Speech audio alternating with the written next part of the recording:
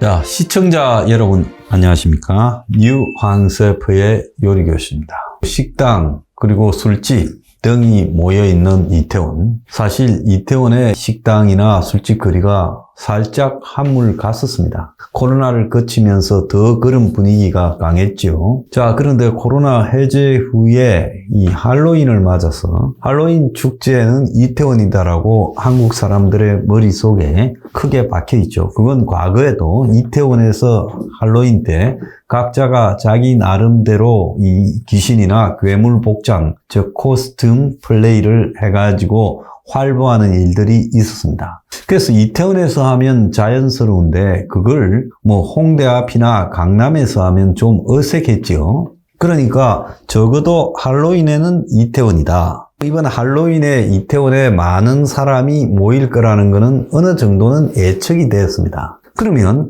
그냥 단순히 자발적인 청중들이 다수 모여드는 부분이 아니라 이태원에 적어도 상가 번영에서 용산구청, 서울시 등과 더불어서 이태원 할로윈 축제라고 하고 타이틀을 달고 주최 주관을 달고 그 속에서 각종 발생할 수 있는 대책을 논의를 했더라면 적어도 이번 같은 사고는 조금은 예방될 수 있는 기회가 있지 않았을까. 그런데 이번에 이태원의 할로윈 축제는 페스티벌이라는 성격은 반드시 주최자를 동반해야 되는데 주최자가 없이 그냥 술집과 식당이 있는 거리에, 클럽이 있는 거리에 자발적으로 청중들이 모여들었고 구청이나 이런 데서는 사람들이 좀 올 거니까 구청은 주로 청소에 중심을 두고 의논을 했고 또 경찰은 거기에 대해서 마약이나 성범죄나 이런 범죄에 중점을 두고 또 교통관리에 중점을 두고 의논을 하고 서울시는 별로 신경을 쓰지 않는 이런 상황으로 전개가 되었습니다. 그런데 과거에 서울에서 그 촛불 축제를 10월 초에 했을 때는 그 여의도라는 평면에서 했죠. 그런데 이태원이라는 특성을 생각을 했어야 되는데 생각을 하지 못했다는 겁니다. 이태원의 세계음식문화거리라는 것이 결국 한 500m 길이, 거기에 한 7, 8m 정도의 폭, 이 속에 사람을 줄을 세어 본들 그게 얼마나 쓰겠습니까? 제가 봤을 때는 한 3만 명만 줄을 세워도 움직이지 못할 거라고 보고 있습니다. 그런데 거기에 13만 명이 몰렸습니다. 물론 13만 명이 한꺼번에 거기 있지는 않았지만 이태원의 특성상 메인 스트리트가 좁고 또 상권의 폭이 협소하고 그래서 해밀턴 호텔 뒤쪽에 가서 놀기를 원하지 이태원 간 사람들이 그 해밀턴 호텔 건너편에 가가지고 거기에 코스튬 플레이를 하고 다니고 귀신 복장을 하고 다니기는 어색했을 거라고 봅니다. 그러니까 그날따라 더 해밀턴 호텔 뒷길에 집중이 된 거 아니냐. 왜?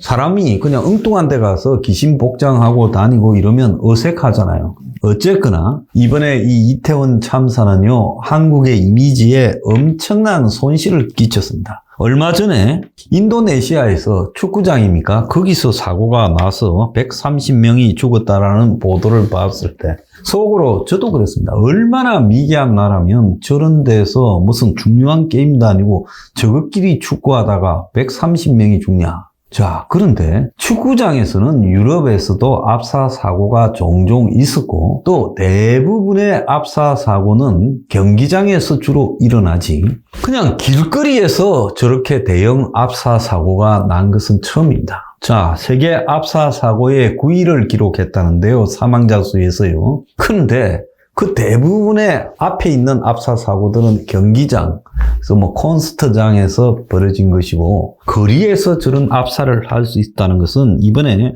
한국이 보인 특징이라고 봅니다. 그런데 문제는 외신들이 이 사고를 굉장히 보도를 많이 하고 있어요. 세월호라 이런 재난사고라는 것은 흔히 있을 수 있죠. 비행기가 떨어지거나 또 더 나아가서 배가 가라앉거나 그래서 대규모 인원이 손상이 되는 이런 사고들은 주기적으로 정기적으로 있죠. 그런데 이 압사 사고라는 것은 사람들이 일단 이 압사의 해프닝에 주목하면서 이 뉴스감으로 상당히 재밌어하는 부분이 있습니다. 이게 슬픈 일이지만은 사실이에요. 사람들은 한국 하면 생각나는 게 질서, 규율 이런 부분들을 자유로움 속에서도 추구하는 나라라고 생각을 했습니다. 그런데 이번에 한국에서 나타난 이 사태에 대해서요, 이 외국에서는 굉장히 좀 이해가 가지 않는 치명적 사실이 발생했다고 보도하고 있습니다. 자, CNN 기자가 그 현장에서 밤늦게까지 거리를 다니면서 취재 보도했는데 거기에서 불과 압사 현장에서 200m 떨어진 데 전부 술 먹고 있고 떠들고 웃고 마시고 하더라.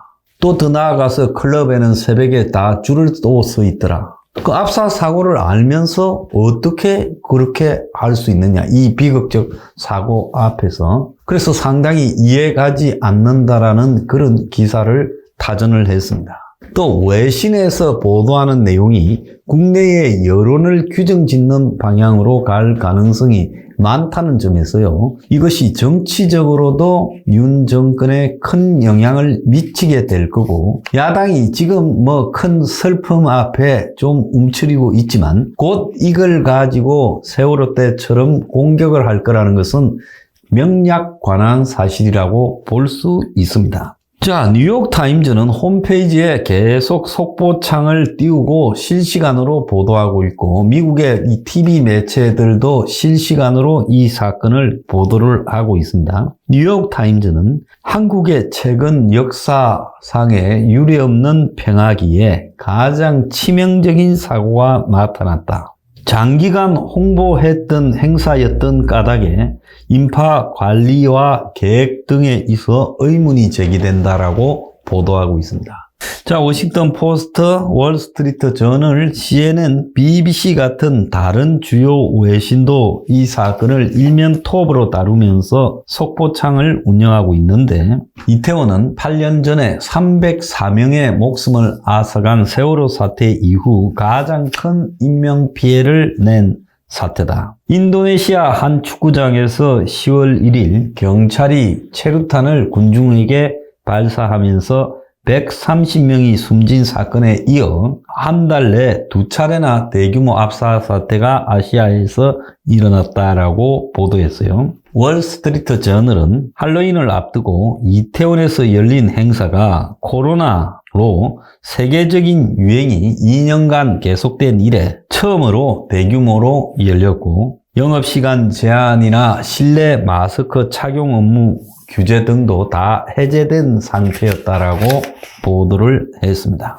자, 그런데 이제 외국에서도 전문가를 등장시켜 가지고요. 한국에도 뭐 소방방재 교수라는 분들이 TV 나와서 일을 많이 했는데 맨날 상투적으로 입에 박힌 소리나 하지 별 뾰족한 좋은 소리를 들어보지 못했는데요. 외국의 재난관리 전문가들은 좀 다른 관점에서 이 사태를 바라보는 것 같아요. 줄리엣 카이엠이라는 재난관리 전문가는 CNN에 당국이 토요일 밤 이전에 이미 많은 인파가 몰릴 것으로 예상했어야 한다. 사실 금요일 밤에도 많은 사람들이 모여서 위태위태했다라는 이야기 있지 않았습니까? 그는 당국이 사람들을 대피시킬 수 있도록 실시간으로 군중 규모를 모니터링해야 할 책임이 있다라고 말을 했습니다. 참 안타까운 뼈아픈 이야기입니다. 주로 혼잡한 속에 안전을 추구하는 단체 설립자인 스티브 앨런은 워싱턴 포스트에 당시 사고가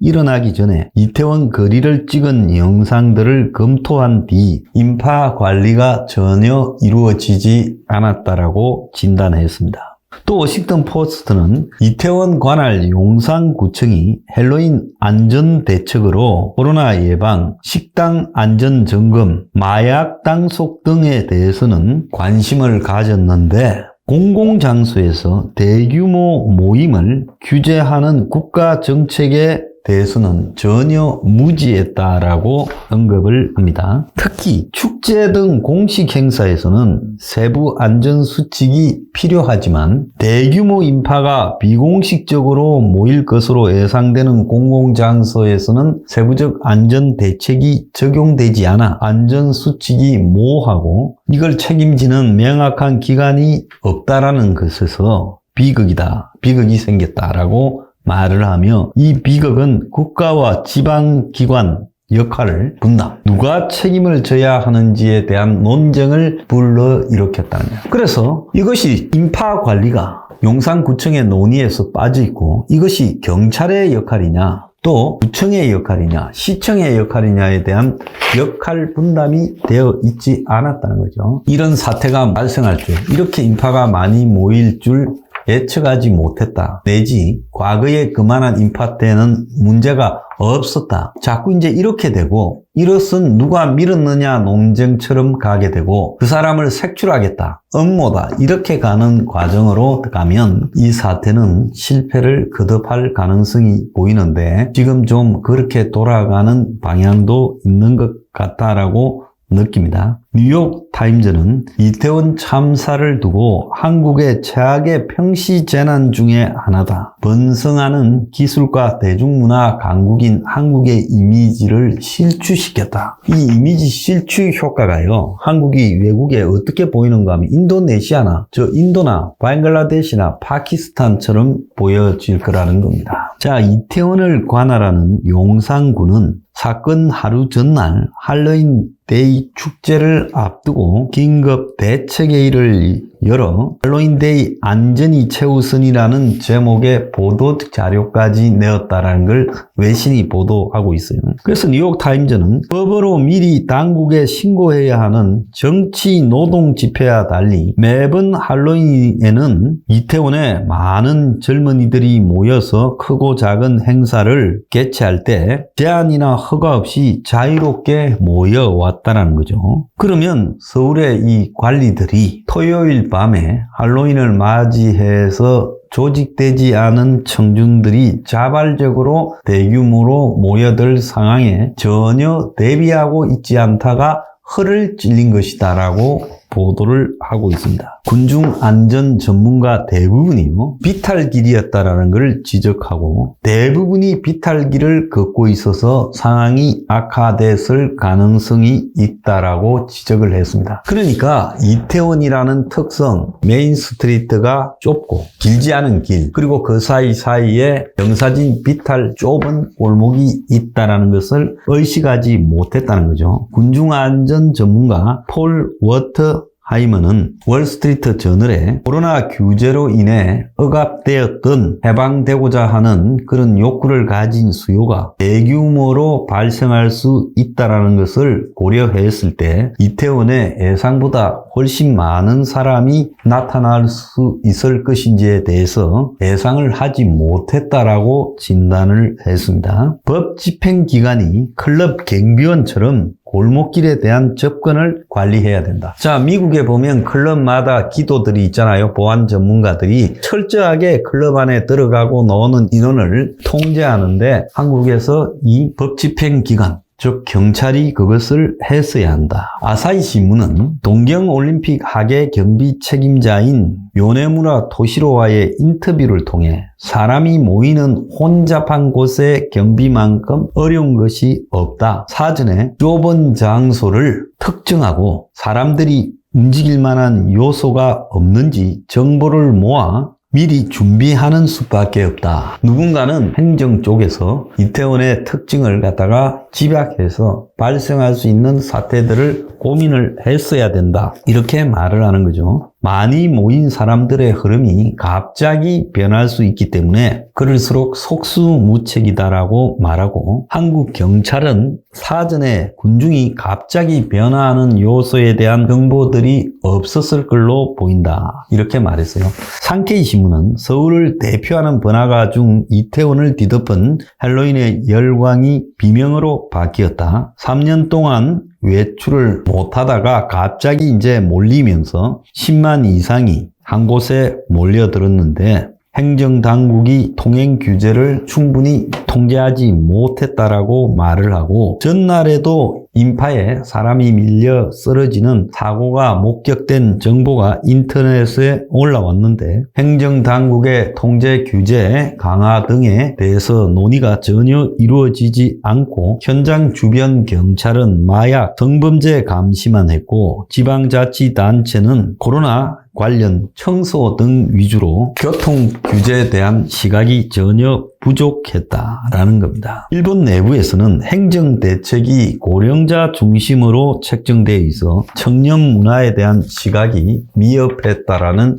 지적도 나왔습니다. 자, 전체로 봤을 때요, 굉장히 뼈아픈 지적들입니다. 그리고 여기 나왔던 이런 지적들이 앞으로 이 사태가 어디로 흘러갈 것인가라는 방향을 예고하고 있습니다. 정권은 지금 외신들의 반응을 굉장히 신중하게 모니터했어요. 앞으로 이 사태가 흘러갈 방향에 대해서 고민을 좀 해야 될 걸로 보입니다. 오늘의 디저트. 정말 창피한 일이지만 좌파 데모가 거리를 메우고 거기에 대항해서 우파가 또 거리를 메우고 그 패거리 싸움 속에서 이태원 할로윈데이에 발생할 일에 대해서 진지하게 고민한 사람은 없었다. 전부 반성하자!